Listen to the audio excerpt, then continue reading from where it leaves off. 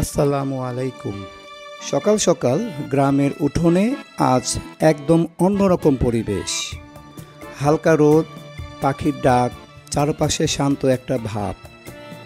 আমার শাশুড়ি উঠোনে বসে পুঁইশাক কুটতেছেন বটি দিয়ে। কত মনোযোগ দিয়ে করছেন কাজটা।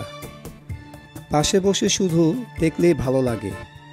এই সাধারণ কাজগুলোই গ্রামের জীবনকে এত সুন্দর করে তোলে।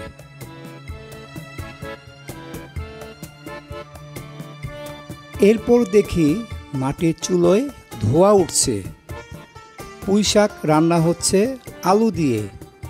কাঠের আগুনে রান্নার সেই ঘ্রাণ, আহ, একবার যে পায় ভুলতে পারে না। একটু পর আলুগুলো সেদ্ধ হলো, খোসা ছাড়ানো শুরু হলো। পাশে হাসাহাসি, গল্প, সব মিলিয়ে একদম ঘরের পরিবেশ। আলু বাটা শুরু হলো বাটল দিয়ে।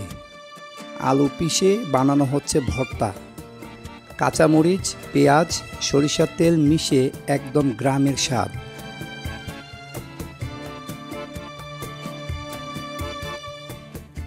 ওদিকে আমার বউ পুকুর থেকে ধরে আনা ছোট ছোট মাছ দেখাচ্ছে, নানা রকম তাজা চকচকে মাছ। এরপর ও শুরু করলো মাছ কুটা, আর আমি তখন ক্যামেরা হাতে দাঁড়িয়ে ভিডিও করছি।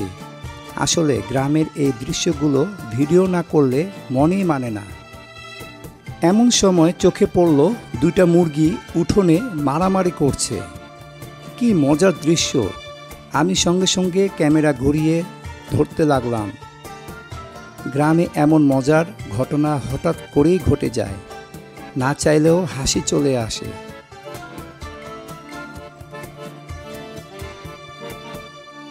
এরপর রান্না শেষ।